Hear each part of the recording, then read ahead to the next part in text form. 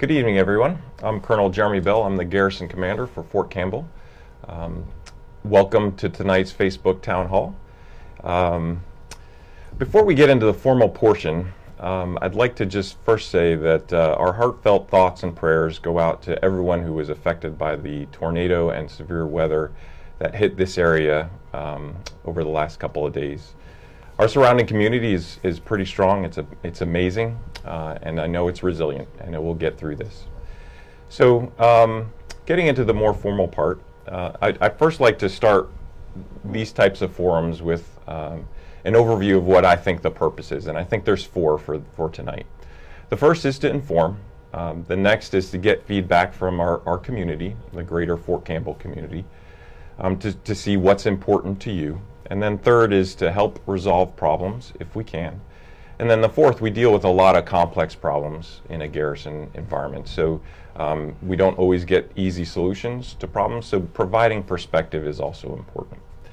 We're stronger as a Fort Campbell community when we pull together and when we help each other. So this is a good first step, this Facebook Town Hall.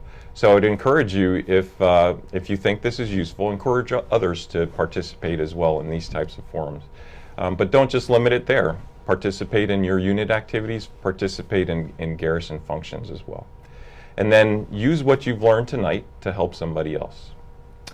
So when we started trying to piece together what the agenda for tonight was going to be, we originally had MWR talking about events for the spring. We had DPW talking about infrastructure and roads in particular, and then we were going to bring in our employment folks to talk about spouse employment. But there's a lot of news lately about the coronavirus, so we adjusted the agenda. And so tonight, what I'd like to do is talk for about the first 30 minutes about the coronavirus, and then transition to our MWR and our DPW topics. So first I'll just give you a little bit of background on the coronavirus so we have something to start with. On January 31st, the World Health Organization declared a public health emergency for the coronavirus.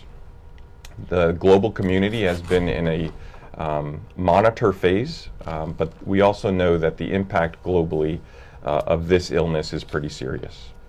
According to the Centers for Disease Control, the coronavirus has spread to 77 countries worldwide, but there are a couple countries that are listed as high risk, and those are China, Korea, Italy, and Iran. In the U.S., there have been 12 states who have reported cases. However, there have been no cases reported in Tennessee or Kentucky. The closest confirmed cases that we know of are in Georgia and Illinois. So we've been preparing for this type of situation for quite some time. Fort Campbell, in coordination with Blanchfield Army Community Hospital, or BAC, as well as the 101st and our tenant units, have been reviewing all of our existing public health emergency plans, and we've developed a response and protocols specific to the coronavirus. We're exercising those plans over the next couple of weeks, and units and agencies are getting guidance from their higher headquarters, specifically right now focused on travel and on screening procedures, just to make sure that we're taking prudent precautions if something were to happen here locally. We believe our best defense as a Fort Campbell community is to be informed. So that's what tonight is about. We've dedicated the first half of this town hall to this subject, and what we want to do is talk about local impacts, protective measures for the community, and then my goal overall as a Fort Campbell garrison is to minimize the exposure of any type of virus to Fort Campbell. We'll focus tonight a little bit about minimizing risk of exposure, actions the installation has taken, and then the importance of the communication, which really is the most important piece. And then during the second half, we'll talk a little bit about MWR activities for the spring, and then DPW will talk about roads. So I'll introduce my panelists. To my left is Stacy Downing. She's the Directorate of Family Welfare, the Directorate for Family Morale, Welfare, and Recreation. And then to her left is Pat Appelman. He's the director for the Public Works here on Fort Campbell. And then to his left is Colonel Troy Prairie, the Chief of Primary Care at Blanchfield Army Community Hospital. So I guess I'll start off with the first question to get the audience warmed up a little bit, give you some time to post your questions and responses or issues online. So can you tell us a little bit about the virus itself and how it spreads? Certainly. Coronavirus is part of a family. We've seen coronavirus for many years, but this is a different strain or version of it. The coronavirus that everyone's used to is a mild strain. You get a mild upper respiratory or cold symptoms from it. This one that developed and started in China, in the Wuhan province, and got so much notoriety in the news is a strain that we have not seen before. So we call it a novel or a new strain. Okay. The formal term you'll see is COVID, which is basically, it's COVID-19. It's basically short for coronavirus disease, and 19 being the year it started, 2019. The difference is, like I said, we have not seen this strain before, so it's one that garnered a lot of attention, and certainly it garnered a lot of attention because of what we've seen come out of China, and now it's spreading a lot faster than we've seen before. The big thing when you have to think about new illnesses is we talk about how fast and how virulent they are. Sometimes they use something called case fatality ratio, which is if 10 people get the disease, how many people have a severe infection, get hospitalized from it, and how many people actually die from that disease. If something has a high case fatality rate, so a lot of people, or the few people who get it, get very sick, it becomes very easy to identify them. Everybody who catches it gets very sick, so therefore I can easily identify that you have it, and we can isolate and contain. Things like Ebola and SARS are examples. Middle Eastern respiratory syndrome, MERS, were different examples of things that have a high case fatality. Like the flu, coronavirus patterns itself in that initially we thought it was pretty severe and we were isolating it, but later on we found out that no, that's not the case. There's a lot of people walking around who are either asymptomatic, don't have any symptoms whatsoever, or they've got mild symptoms walking around. And when that happens, it becomes very hard to identify everybody who has it and quarantine them and isolate them, and so you stop the spread. If I don't know that somebody has it in this community, then they're potentially spreading it around. We don't believe it's in our community, but we know that it has spread fairly rapidly, much more rapid than anybody expected, and that's why it went from China. Now it's up to 77 countries and here in the United States. Can you talk a little bit about the population that it affects? Who's at high risk, who's at a low risk? So one of the big things that people are talking about is that kids, there's very few, if any, kids that we know of who have been infected. If you look at the kind of the demographics of it, it's really the older population are the ones, especially when it comes to the mortality or the severeness of it. Age 50 and above in particular. If you look at the cases that are taking place in Washington State right now, it's happening in a nursing home in particular. Now we don't know whether the kids are carriers and spreading it and just have very, very mild symptoms, or whether they don't have it at all, whether for some reason they've got some sort of defense. We certainly hope that's the case, but like I said, there's been very limited in the younger population. The most at risk, similar to the flu, is the older population who have comorbidities. If you've got underlying diabetes, respiratory illnesses, if you've got a malignancy or a cancer, especially one that pertains to the lungs, because that's where this goes. It's a lower respiratory infection. And it puts you at risk, and then other what we call opportunistic infections move in. So you can get a bacterial infection or a pneumonia on top of that, which then further complicates our ability to treat it. Absolutely. So can you give us a little feel for how the virus is spread, and then what symptoms are folks most likely to see if somebody is symptomatic? Sure. It's a respiratory illness similar to flu or the common cold or the coronavirus that we're all used to, which is basically a version of the cold. So it's spread. We know that through droplets as we're talking. Coughing is a big one. If you cough into the air, 6 feet is kind of the natural barrier. We feel like you're fairly protected. You're fairly protected at 6 feet. When you go within that, it gets that's when you're kind of inside that zone where you really got to be cautious. We also know that the flu stays on surfaces for up to 48 hours, 2 days. This initial indications are that it'll stay on a surface for up to 9 days, which makes it more concerning that if it's on a surface, it can be spread simply by touching. And then you'll hear today the CDC came out talking, and kind of advising, don't be touching surfaces and then go to your mouth, go to your eyes, go to your face, because though we're not positive, we think that it can spread in that manner. So protecting yourself, and your doctors and your nurses always are harping on you, wash your hands, but it really is the heart and soul of this. Now, most of us, myself included, and I'm a doctor, we wash our hands, it's about 5, maybe 10 seconds, and it's pretty quick and I'm gone. It really should be a good 20 seconds with soap, warm water, aggressive hand washing, putting them together. And I think this is, if there was ever a time to really get serious about doing it, now is the time to really encourage everyone to properly wash their hands. The other thing you want to do is, as you're coughing, you don't want to be coughing here, you want to be coughing into your sleeve. And when it comes to shaking hands,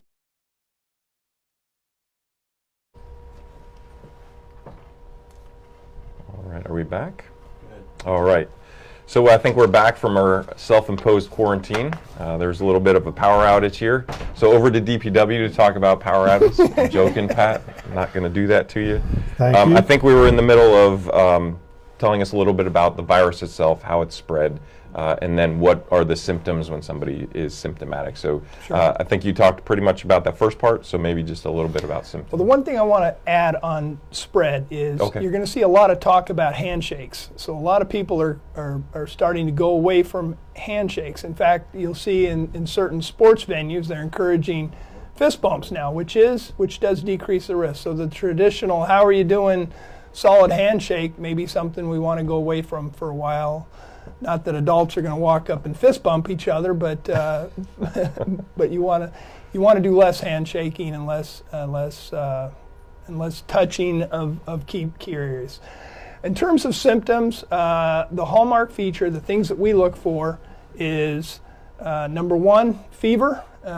If you don't have a fever, they feel pretty strong that you don't have coronavirus. So if you've got some respiratory symptoms, please don't jump to believing that you've got the coronavirus. Okay, there are many other forms of upper respiratory infection that are much more common, certainly in our community right now. In fact, like I said, we have not identified coronavirus in Kentucky or Tennessee on Fort Campbell. So if you have fever and you have what we call lower respiratory symptoms, to include cough and shortness of breath, in particular, those are when we start to worry. And then if we can couple that with some type of exposure. Initially when this came out, it was, have you been to China, or have you had exposure to somebody who's been to China? Now they're starting to pop up on the map that people who they can't directly link back in any capacity to somebody who's traveled to China or been over there. And we're having people without clear delineation. A preventive medicine or epidemiologist, who that's their job, is to figure out, where did you get this from? And we're finding that it's becoming harder and harder to identify where certain people picked it up. So, but still, if you've been to Washington State or any of the foreign countries that are affected, and the CDC, the Center for Disease Control, has a wonderful website that outlines all of that, what countries are at highest risk. And like I said, Washington State right now, and there's any of the different regions where it's popping up, any of the different states. Would be areas that we'd be interested if we were talking to you. So again, if you had the fever, if you had the lower respiratory and symptoms, and then you had some type of travel or exposure. Okay, great. So we talked a little bit about how do you protect yourself, but one of our questions that we're getting from Dora is small children that are affected. and I'm going to throw this over to you, Stacy. Specifically, when we're talking about when we congregate, when our kids congregate in areas. So the other CDC, Child Development Centers, or CYS, and schools. So can you tell us a little bit on the Fort Campbell side on what your protocols are for this type of illness? And you can maybe talk first generally, Sure. And then anything specific you have about coronavirus. So I think what Colonel Prairie just shared that was really key and very important to us in the child care business is that parents make sure that they're sending their children off to care in good health. So if they have any suspicion at all, we highly would recommend that they seek medical treatment so that they can just clear the child of anything that could be potentially significantly harmful and contagious. So things that are highly contagious, which we understand that coronavirus definitely is. So for sure, after they seek the medical care, we are going to connect with the Army Public Health Nurse. So that's our connector for anything of this type. And in turn, the Army Public Health Nurse then reaches out to the State Health Department. So for the most part, all of our facilities are in the state of Kentucky. But if the person resides in the state of Tennessee, then we're going to do some coordination with the Tennessee Health Department also. So everyone's getting some information together. We're going to have some recommendations then that will come to the installation leaders, and then that will help determine the appropriate course of action and the things that we need to do to prevent the spread. Okay. Because that's what the biggest key is. So I would say, your first point is important, right? The first line of defense is really the home, right? The parents. Right. So the first thing is make sure that your child is going to school or going to a CDC in good health. And if they're not, then take the appropriate steps before you bring them in. Is that fair? That is correct. Okay. So let's talk a little bit about treatment. So if somebody is showing symptoms, they believe that they may be infected, what should they do? So first, we want to discourage everyone from running to the hospital, okay, or running to the emergency room.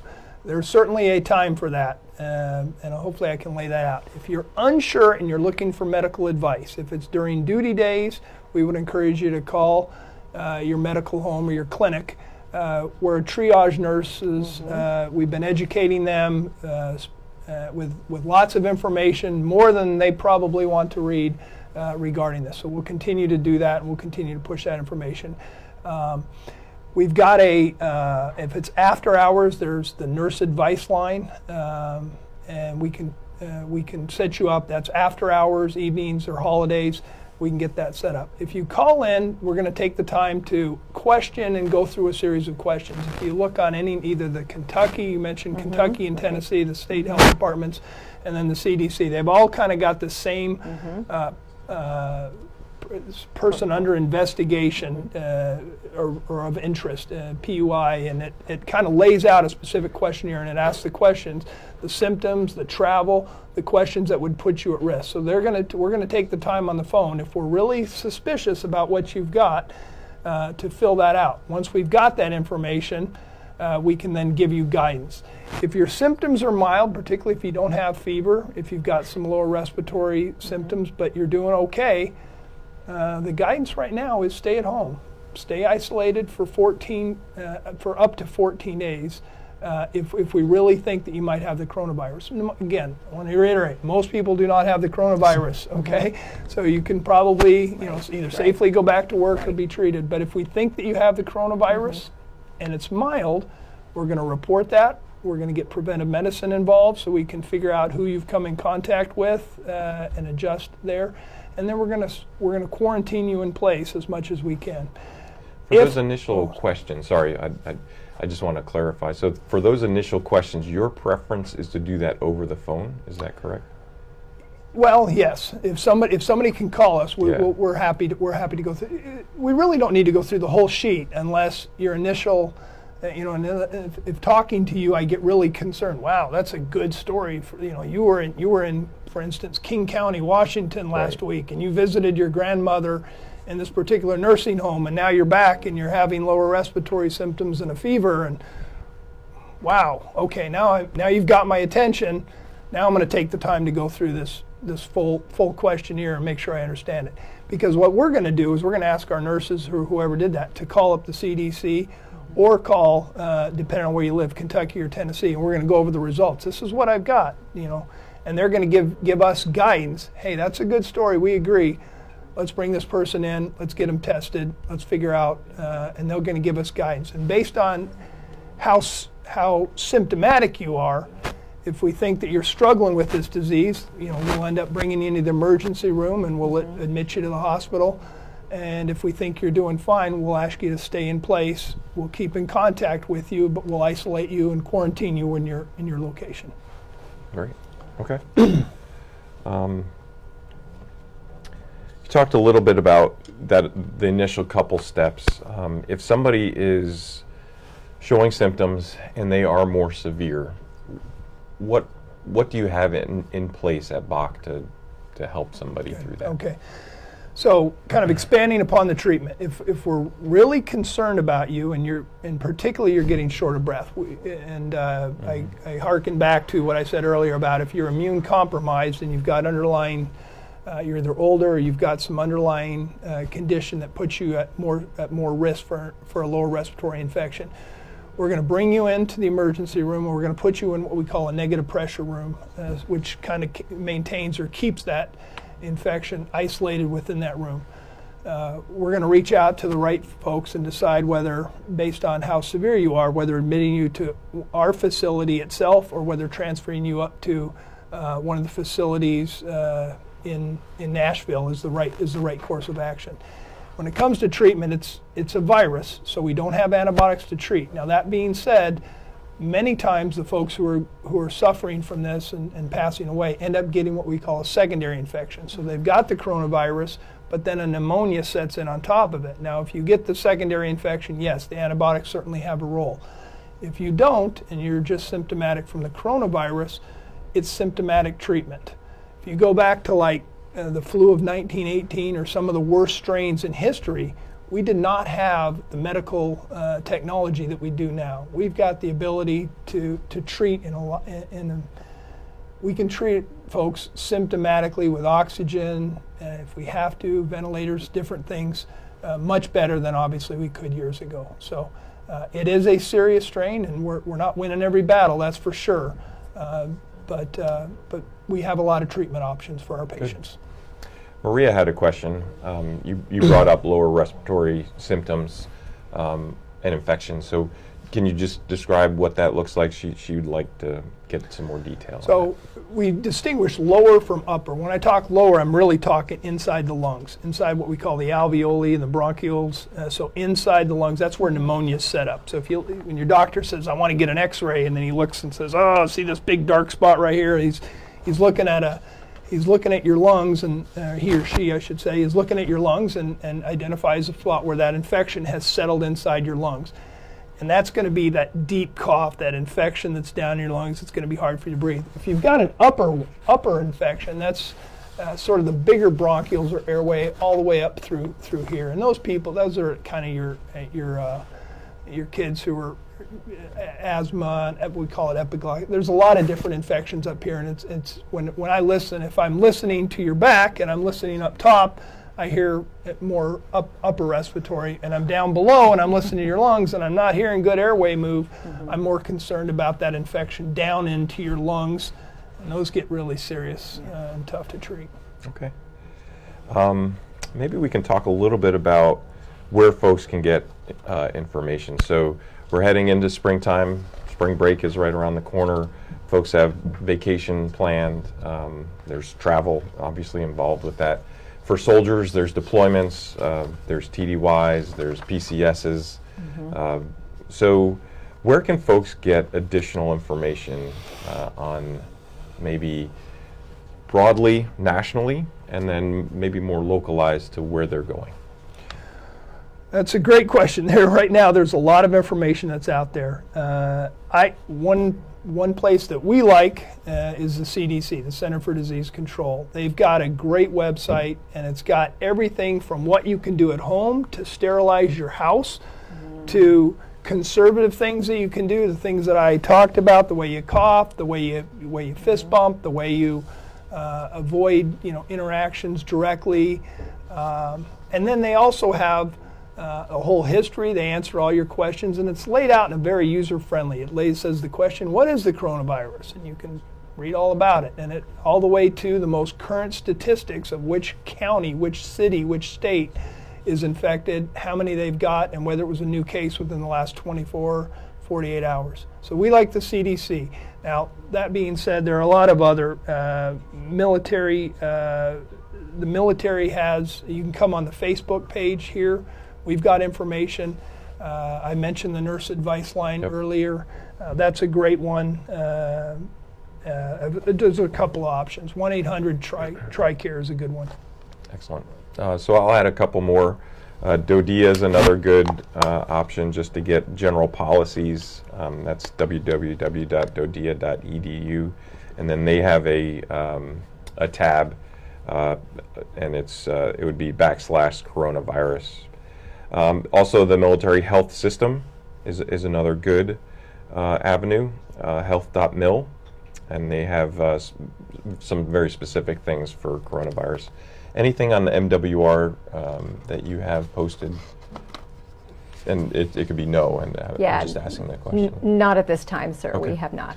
So the other, for more local information, the Fort Campbell Facebook page, my Facebook page too. We generally link all of our Facebook pages together, and you've seen that over the last couple of days when we were heading into the storm, as well as when at the storm recovery.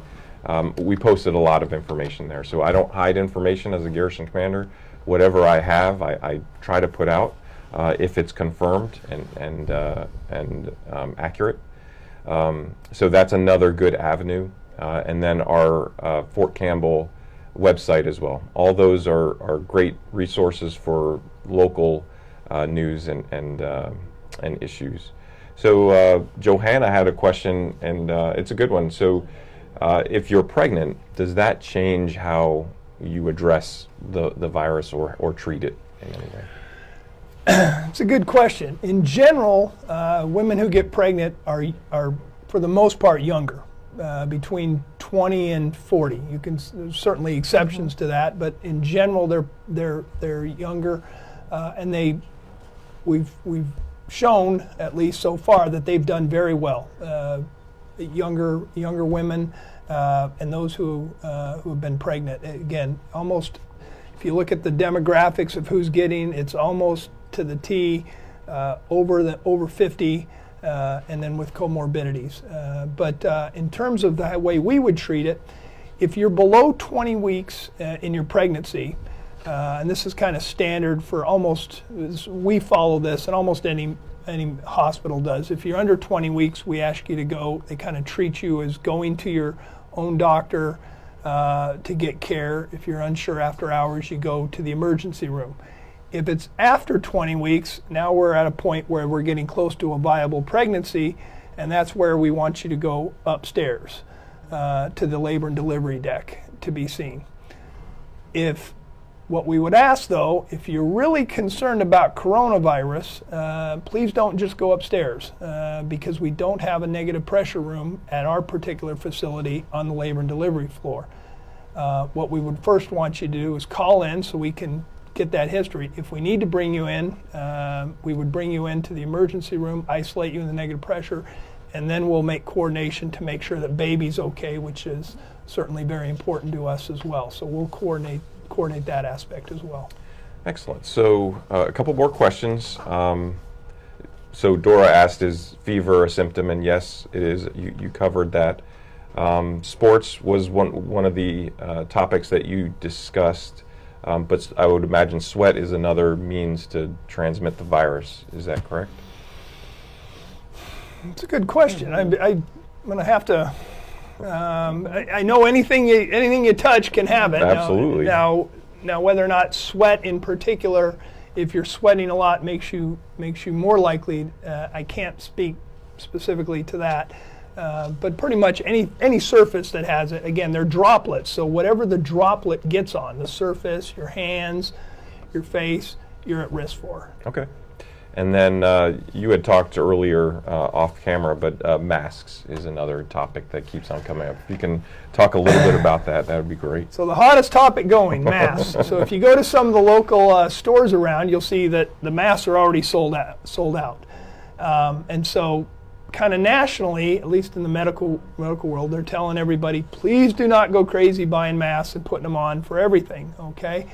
Does a mask protect you from the normal upper respiratory infection? Yes, because it keeps it so it's from spreading.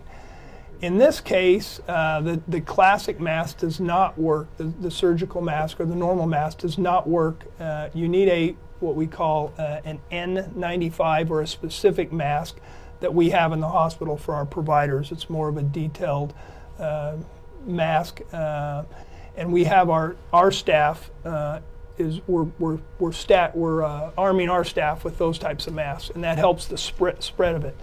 When you come to the hospital, one of the first things we're going to do, though, if you don't have a mask on and you're symptomatic, we are going to ask you to put that on. So we're going to have you put that on right away, and we're going to get you into a room.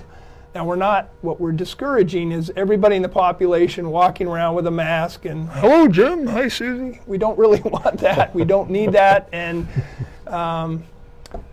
again, we're running out of masks we really need those masks for the people who are sick. That's right.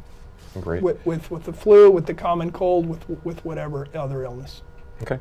So a couple questions more on the operational side of this. So talking about travel a little bit, and so what I'll say about travel is it comes back to communication. Let your chain of command know when you're traveling, or if you're a DA civilian, let your supervisor know. Right now, we're complying with any DoD travel restrictions and clearances, right? So for military personnel, like I said, consult your chain of command. They will tell you if you're going to a high-risk area, if you should go. But we're also putting in checks and balances along the way, right? So when we in-process soldiers, that will be one of the areas that we look at. Where did you come from, and what issues, or if it is a high-risk area, we'll make sure that we give those individuals extra questioning. Well, we'll go ahead. Can I add a point absolutely. there? Our preventive medicine department, part of the hospital, not located in the building, but located adjacent to it, is a wonderful asset. If you are traveling anywhere overseas, especially right now, it is very important. We encourage you to, ahead of time, go in and make a preventive medicine visit before you travel. They're going to look at where you're going, down to literally the town or the county that you're going to be in. They're going to look at your travel routes, and they're going to come back and say, you need to have these vaccines, you need to watch out for these things. They're going to give you a nice medical overview and make sure that you're prepared. The other thing they're going to do right now is tell you what's going on in the area you're thinking about going when it comes to coronavirus. So I would highly encourage everybody before they travel to go see the preventive medicine team and let them help your family be safe on their travels. Perfect. I think those are two good stops, your chain of command and the preventive medicine folks. I think between those two, on the preventive med side, you're going to get the medical piece of this, and then from the chain of command side, you're going to get guidance that's specific to the area that you're going to travel. And that's both locally, inside the United States, and overseas. So exactly. Great job. Okay. Well, we'll put you on the warm seat for right now. We're not going to get away from this topic because there'll be more questions that come up, and we'll address them as they come. But I do want to give Stacy and Pat an opportunity to talk. Since you already talked, I'm going to start with Pat, actually. And can you just... It's all right. It's all right. Can you give us a little bit on the roads and some of those initiatives that you're working through this year? Well, sir, this is a good news story. So after several years of funding cuts for infrastructure, the Army did a one-year bump up to help us try to catch up on a few of the backlog of projects. And The senior commander decided to spend that money on roads, because we have a lot of roads in a lot of bad shape, in barracks, junior enlisted barracks. And so what I want to talk about tonight is actually what we're doing roads. So again, very good news story. A lot of money and a lot of main roads. So the roads that we're going to be replacing in the next 6 months, repaving and redoing, are Night Stalker Way, which is actually being repaved right now. Screaming Eagle, which comes from Gate 4 on up through. Air Assault, which comes in Gate 3. 101st Airborne Division Road, which comes in Gate 10. Sensing a trend here, Pat. Yeah, you can see these are all main roads, right? And then A Shaw Valley Road. And so these are 4 roads that are heavily traveled. So as the old saying goes, no good deed goes unpunished. Well, the good deed here of getting all these roads fixed is it's going to cause a lot of difficulty and a lot of pain this summer. We can only pave during the summer. Asphalt plants aren't open during the winter, so we have about a 6-month window from where we can do this. And but we're doing more than just repaving. We've got some lanes that don't quite line up. We've got some road that has collapsed, and so we're rebuilding the base. We're adding some lanes and really making these great roads. But as you can see, Gate 4, Gate 3, we have talked to DES, and the plan is when we'll do these one at a time, but when we're working on Gate 3, they'll shut Gate 3 down, open Gate 5. That's right. And same thing with Gate 4. We'll wait till 3's back open. We'll shut Gate 4 down and open Gate 5 up. So that, we still have the same number of gates, but you might have to take a different route to work. The most difficult one's going to be 101st Airborne Division Road, because there's so much traffic that comes from that gate. We probably can't shut that gate completely down, but we're going to be pretty inconvenienced. We might be down to 1 lane at a time, and there may be some days when it's completely shut down. So what we would ask is for people to please be patient. We will keep everyone informed. We won't be doing them all at the same time, so it will be one after the other. And we'll be out on Facebook, we'll be in the newspaper, we'll be everywhere saying what's going on. But we would ask you really try to take an alternate route to work and an alternate route across post when we're doing this. Because everyone's been on I-24 while paving is going on. Everyone's been on roads before. If we really need to shut the road down to get it done this summer. If we try to just do 1 lane at a time and do it partially that way, it would take well over a year to get these done. Absolutely. And we don't want to wait that long. No, I absolutely agree. Can you talk a little bit about what that window is? When does it start and when does it end for our paving season? So again, Night Stalker Way has started now, and it'll be paved pretty soon. So by mid to late April, it'll be finished. Okay. These are tentative dates on the rest of these, but we look to start on Screaming Eagle, which is Gate 4, all the way up. So it's the whole road. Absolutely. Will take us about 2 months, and that'll take us into July. From there, we'll go Air Assault, which will take just over a month. We'll be after that one, and then after Air Assault, we'll go to Ohio Road, and that one's in really bad shape. So it's about a 2-monther.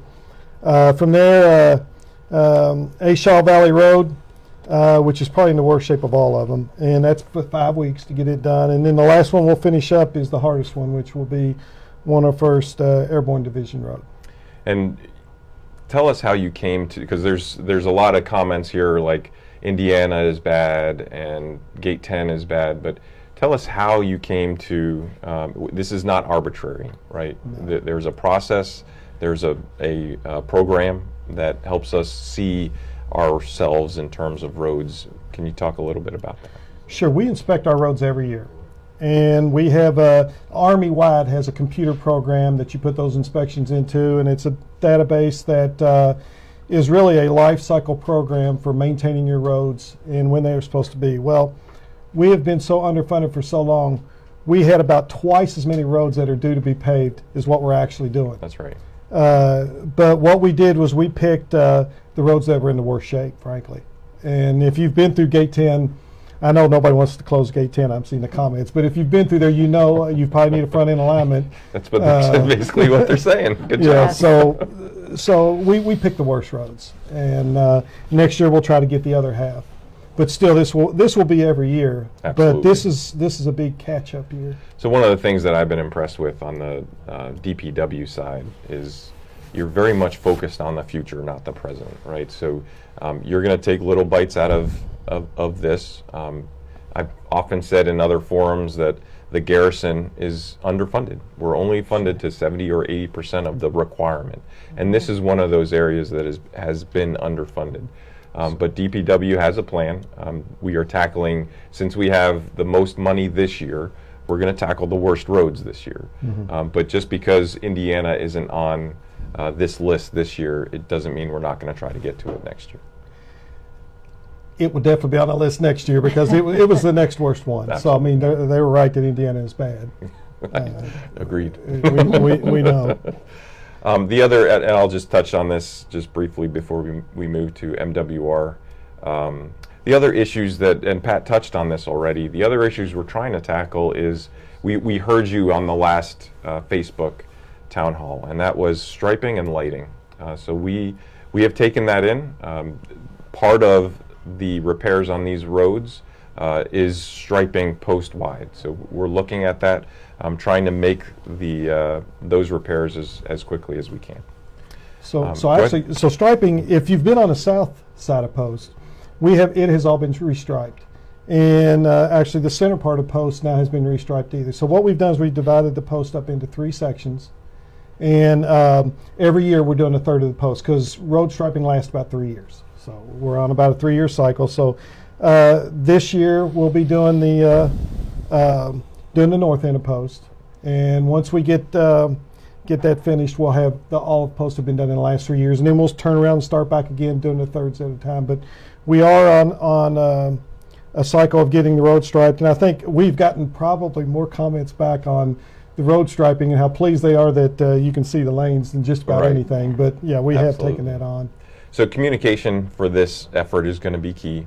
So letting residents know well ahead of time, here's our schedule, be prepared, putting out those traffic signs that say, hey, road construction ahead type of stuff. Nikki brings up a good point. You know, the Gate 10 area and then coming north to south is going to be a tough one. That's a tough nut to crack. We're not going to cut down or close down that whole road, that whole stretch of road. Right. So we're going to do that in phases, but it is going to be a problematic one because that's really the only access to that area. Right.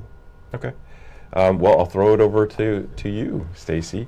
Can you give us a rundown on what the important events are for the spring as we kick it off? So the closest one to us, sir, is pretty exciting. So this Saturday, we are opening a speedball field course. That is a paintball course. That's something that we've heard from the community that they would like to have. So it's at 6644 Jordan Springs Road. It's the paintball field out there. It's from 9 a.m. to 2 p.m. and we're going to have it every month. So so it's on the first Saturday of the month. There's 2 months that are the exceptions. So April is one of them and July is the other. So then it will be the second Saturday of the month. But we're pretty excited. It's a brand new course. The staff have put a lot of energy and a lot of creativity into creating this course. So I think it's going to be a lot of fun. Important for everybody to know, it's 12 and up. So 12 years and up, they'll be able to get out there and have some paintball fun. Awesome. So that's the closest one. And then, of course, one of the favorites that's coming up, which deserves a little extra, is our Month of the Military Child. Oh, nice. So we are super excited to be kicking it off in April, and it's starting off with a Kids Fest. And the Kids Fest is going to be very impressive this year. So I felt like last year we did a really good job making it large and fun and getting all these neat events in. This year we've added Touch a Truck, and that is a courtesy of 3BCT and Sustainment Brigade, so shout outs to them. We've got a train that you can ride that's going to cross the fields. We're going to have a gaming trailer that is targeted for our teen population because, you know, they gave us feedback last year that, you know, the laser tag was fun, the archery was fun. They could use a little bit something more in their lane, so we've stepped it up. Of course, we have games and prizes all across the footprint. The vet clinic is coming on board, and they are having a animal education with live pets. So they're going to have some pets that they're going to be bringing from the vet clinic area. And another really fun thing different this year is we are going to be hosting a concert by Edumusication. Edumusication is an organization that educates youth and careers in the music industry. And so they are going to be putting on a show here. Their event will start at 11 o'clock and run till about 12:30, and pretty excited about that. Skies is going to have demos, so there will be kids putting on demonstrations of different types of those instructional learning that they get.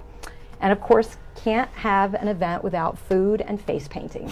So we're pretty excited about that. We're going to be posting the Month of the Military Child calendar so that everybody knows what we've got going on. There's a day at the movies, there's story time at the libraries. Another fun thing for the first time is a family field trip to the Adventure Science Center in Nashville. So that's scheduled for the 18th of April, which is on a Saturday also. And then towards the end, we've got a really fun event at Cole Park Commons called the Character Crawl and the Character Breakfast.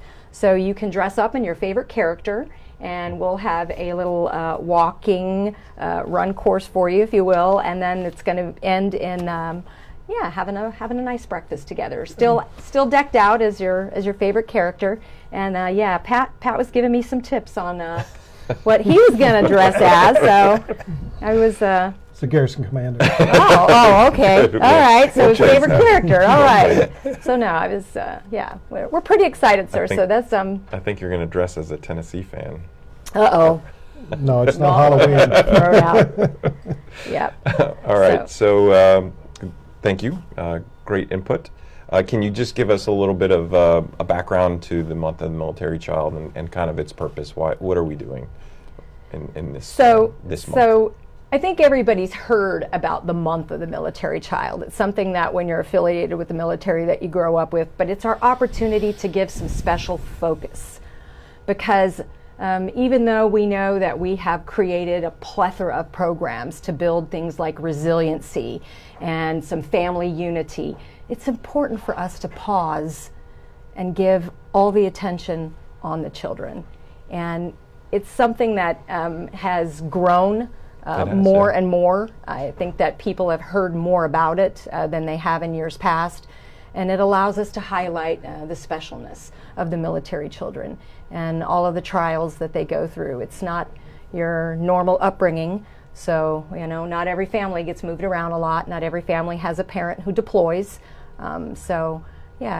It's important for us to come together as a community. And they serve too, so yes, it's good they that do. Absolutely. we can recognize that for sure. Absolutely.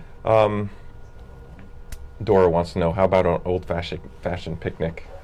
Can you do that too? Oh, I think that's a great idea, Dora. We'd love to take a look at that. All right. So, Pat, you had mentioned barracks as one of the projects you're focusing on. I'll just touch on this real quick up front so I can kind of set the stage. The senior commander's top infrastructure priorities really focus on our junior enlisted population. The first of which is junior enlisted housing, and the second of which is barracks. And then he's got other infrastructure priorities focused on readiness, and that's about motor pools and maintenance facilities, as well as setting the installation up for the future of vertical lift. But if you can, just give us a brief rundown on our current efforts to try to get our worst barracks addressed. Sure. So we have asked for over $100 million from the Army, which we think we'll actually get in the next couple of years, to totally revamp the 1 BCT barracks. So this wouldn't be just fix them as they are, but actually take them down to the deck, down to the walls, reconfigure them to give more room to the soldiers. Would actually take the amount of space the soldier has now and double it. But at the same time we're in there, we'll fix the broken HVAC, fix the plumbing, redo the electrical, redo the lighting, basically keep the shell and build all new barracks. So those are our worst barracks on post. We've asked the Army for the money to do a total renovation on those. And as you know, we briefed it this week to the higher headquarters, and we feel fairly confident that that money's coming in the next couple of years. Till we get there, we have put aside a significant amount of money in this year's plan to just go and do some Band-Aid fixes. And that would be to fix the exhaust that's broken. A lot of the mold problems we had in there were, one, due to the exhaust not working and lack of fresh air coming in. So we would fix those units in the 1 BCT barracks. And also we're looking to repaint the interiors with mold-resistant paint. They actually make paint that is mold-resistant. Unfortunately, it's not what we painted them with the last time, Right. but will be what we paint them with this time. And so we have that money set aside. That should be happening this summer. And then hopefully at the start of the next FY, or maybe the start of the next calendar year, we'll start taking several of those barracks out and totally redoing them. That's great. So then besides that, we realized that we needed to get all barracks on a cycle to be repainted. Unfortunately, it would take, let's just say you told me to repaint the interior of all of our barracks. We don't get enough money in a year's time, probably in 2 years' time, to be able to just paint. So we've got a lot of things to fix. So what we're planning on doing now that we think we could afford is to at least put them on a 10-year cycle, to where every barracks gets repainted on the interior at least once every 10 years. Okay. Of course, we support guys that want to repaint their own interior barracks, There you and we'll help out with that. But we do want to get all the barracks with the right paint on a 10-year cycle. We continue to go in. We're in the barracks every day doing work, fixing whatever we can. But that's the immediate plan for this year. Okay. Laura had a question. I'll answer this one. So houses before barracks, these are apples and oranges. So really houses are a completely different portfolio than barracks. So when we talk about barracks, that's very much Army money, and it's about getting our priorities listed as high as possible on the Army's priorities. So that is absolutely one of the CG's primary efforts. When you talk about housing, that's Lend-Lease, that's Campbell Crossing, and for us as a garrison, that's really about really holding their feet to the fire on building new junior NCO houses, and instead of focusing solely on renovating what we currently have. We have an aging infrastructure, and it's only getting older. So we want to make sure that we bring as many new houses into our community as we possibly can. We're almost running out of time, so I wanted to throw it over to Colonel Prairie one more time. There were a couple more questions about how do you wear a mask properly, but really, can you just touch on that, but also finish up with, again, the communication side, the information side. Where can folks get information on high-risk areas and local impacts for the coronavirus? Certainly. First question, wearing a mask properly. When you come to the clinic and you walk in and you come up, you're going to see a sign pretty much right in front of the check-in. Whatever clinic you're going to, there's going to be a sign right there that basically lays out, these are the signs and symptoms of the coronavirus.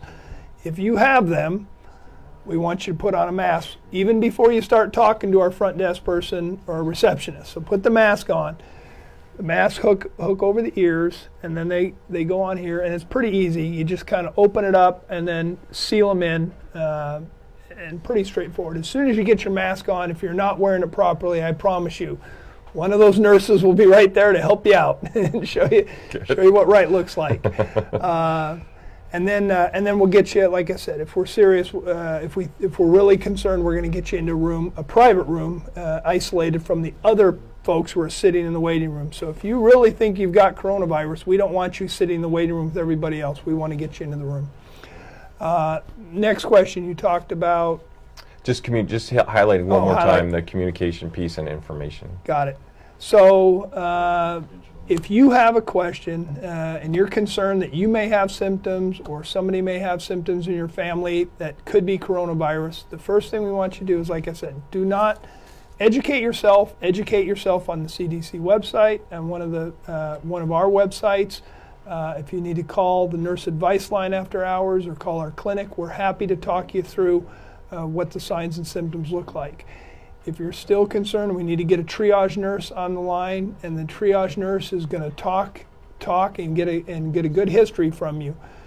if we're concerned, we're going to take the time to fill out the detailed information sheet on you, and then we're going to reach up to the experts above us, which is either Kentucky or Tennessee State Health Department, or all the way to the CDC, and say, look, I'm concerned about Mrs. Jones. Here's what I've got. I've taken this history from her. We've examined her. This is what she's showing for signs and symptoms. What do you think? And then we're going to follow their guidance on how to take care of you. And they're also going to give us guidance on isolating you and isolating your family and anybody you may have come in contact with. Awesome. So information exchange, as you alluded to a couple of times, that's vital for everybody moving Absolutely. forward. And the hospital will help you. You got a great bunch of professionals over there that truly want to serve our soldiers and our families. So thank you all to the panel here for doing this. This was educational for me, and I appreciate your time tonight. And to those out here in the audience participating on Facebook, thanks for all your great questions. This was both great feedback and great questions. I think we got a lot accomplished in a very short amount of time. For those that didn't get a chance to see it tonight, we're going to post this on Facebook so folks can refer back to it if you've seen it tonight and want to go back and revisit a couple sections. But if you want to direct folks to Facebook and this posting, it'll be up later this week. So we tried to get to as many questions as we could, and I tried to bundle as many as I could into specific questions to the panelists. But if we didn't get to your question, that's okay. We have folks in a back room who are collecting up all the questions that we didn't get answers to, and they will post the answers to those questions online on Facebook later on this week. If you have recommendations on how to improve this particular forum, let me know. You can always reach out. I'm always willing to entertain everybody's recommendations on how to make things better. So again, thank you. I think we accomplished our purpose of informing, helping people out, and ultimately making ourselves better as a community. So thanks for tuning in, and see you next time.